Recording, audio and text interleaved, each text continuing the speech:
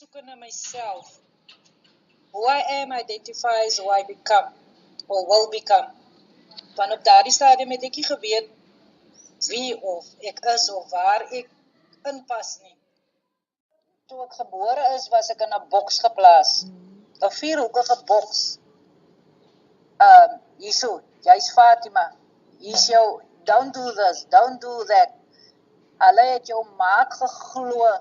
Die onderwyser het self vir jou gesê, moenie dit doen nie, moenie dat, maar hulle het nie verduidelik hoekom nie. Vandag se generasie kry daai geleentheid om uit te vind hoekom.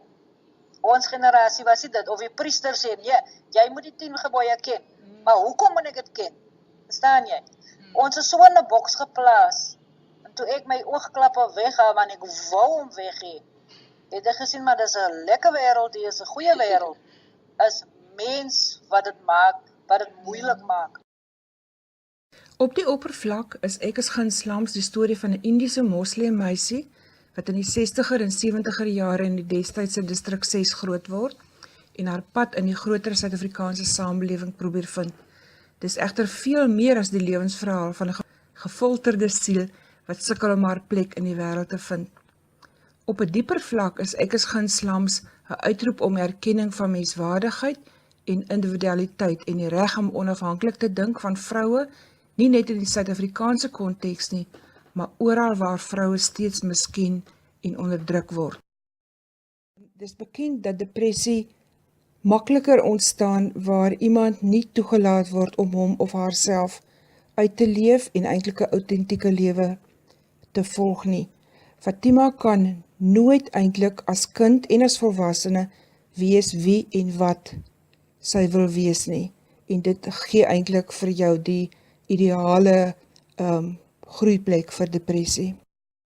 Jy staan op, jy weet nie hoekom jy opstaan nie, daar word gesê vir jou wat jy moet doen, daar word gesê vir jou selfs wanneer jy trou. Een ding wat 'n moslim meisie, dis nou 'n Indiër meisie, is die eerste iets wat haar ouers haar leer. Jou man se ouers, omdat jy mos nou hulle eiendom is, sal jou terug huis toe pos as jy nie weet hoe om kos te kook nie. Hulle doen dit. So, ek was 10 jaar oud toe ek my eerste roti gerol het. Dit is 'n ronde pannekoek. Kos is altyd grotendeels die grootste iets in 'n Indian family. Almal kook saam, almal doen dit, almal doen dat. Dit het my die mure laat klim. Maar wat ek oorbly is, ek het 'n vaardigheid geleer. Om kos te leer maak en te maak is terapeuties. Ek geniet dit nou nog. So ja, dit was vir my lekker om dit te leer en ek sal nie sê ek wou die leser honger maak, ek wou net vir die leser wys hoe eng my ma was, hoe ons 'n ding moes doen. Die lewe in distrik 6 word in kleur en geur geskets, deurspek met lewensgetroue karakters en omgewe van die geure van die Kaapse kookkuns en die gevoel van gemeenskap wat in die buurt geheers het. Die godsdienstbeoefening en rituele van die moslemgemeenskap word in betowerende detail geteken en die leser kom onder die indruk van die samebindende krag daarvan. Tafelberg, die Kaapse middestad en die hawe is ook 'n voortdurende teenwoordigheid in die karakters se lewens en mens kan die gemis aanvoel wanneer die inwoners van distrik 6 onder die groepsgebiede wet verskuif word na nuwe, karakterlose woonbuurte op die Kaapse vlakte. Distrik 6 word egter nie as hemel op aarde geskets nie, maar is die arm buurt wat dit was, met heelwat misdaad en bedenklike karakters wat op elke moontlike manier kos op die tafel probeer kry. Die gevoel van behoort wat daar geheers het, gee mens egter die idee van die ontwrigting en ontheemding wat die gedwonge verskuiwings in soveel gemeenskappe tot gevolg gehad het. So, ek het ook maar geleer. Ek het nie 'n ander nasie geken nie. Ja, in distrik 6 het ons alle nasies geken. Jy moet ook onthou, ek was eng in die distrik 6 taal, is maar toe ons trek van van die Kaap af, het ons eers in George gebly. Wat is so 'n groot probleem was, maar in Oudtshoorn is die mense bitter eng met hulle manier van Afrikaans praat. Hulle begin nog en hulle ja nog. So ek het eintlik Afrikaans leer reguleer hier in Oudtshoorn. Maar nou en dan glip nog die distrik 6 taal uit, verstaan jy, hoe gaan dit met jou? Dis nou is ook goed. Dis net, hier is Afrikaans op sy hoogtepunt op die regte manier gepraat en my mond het opgehang want dis Afrikaans wat ek geken het nie. Dit het 'n groot impak nou nog. Kyk, dit is ons almal, nie net ek nie. Miskien ek kan nie vir iemand anders praat nie. Maar die apartheidsjare het was ons gebrainwash. Dit was 'n wet. En wit bly by wit, swart by swart, indeer by indeer, kleerling by kleerling.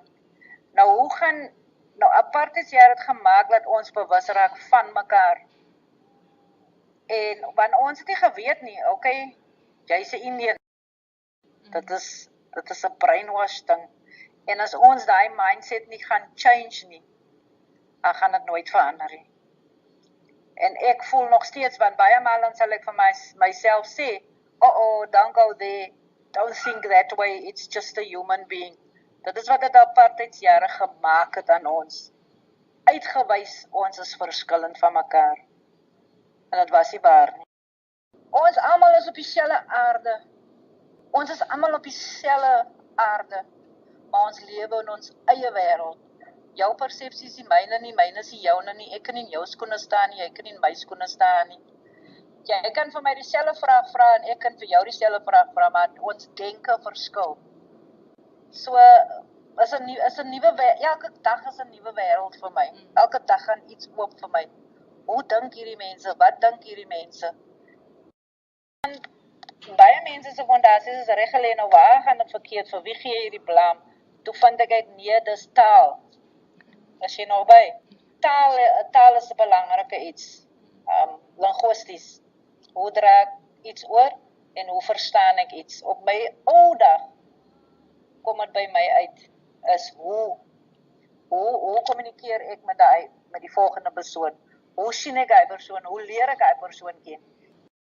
Want vir my was dit I needed my identity. Maar omdat die Indiërs so eng is dat dit moet rigied op hy manier gedoen word, dan staan ek confused. Want volgens my is dit mensereëls. Ek het in die sinagoge gaan gesels by die museum met graad 11 leerlinge. Toe wou die leerling by my weet, hoekom is Auntie nie in parda nie? Parda is die waar jy die doek so toegesteek het met die lang top en alles. Toe sê hulle van ek voel nie gemaklik hier of. En hoekom moet ek erken word aan die drag wat ek het? Hoekom word ek nie erken as die mens wat ek is nie? Want nou beeld ek my drag uit, of die katholiek beeld syne uit, die Christen beeld hane uit, maar wie is ons van binne? Gee ons om vir ons medemense, lei ons die regte lewe so. Julle twee loop nou verby my en ons sien julle, ek het hierdie gewaad aan. Nou smile julle of wat in julle gedagtes aangaan, weet ek nie. Maar julle ken nou nie vir my nie, maar julle sê daar loop 'n moslim. Hoekom nou nie sê daar loop 'n moordenaar nie? Verstaan jy? Ja. Julle weet mos nou nie wie ek is nie, maar ek het die gewaad aan. So, wat sê dit teen die einde van die dag vir my as iemand nou daar loop? Ek wil nie dit wees nie, ek wil net Fatima wees.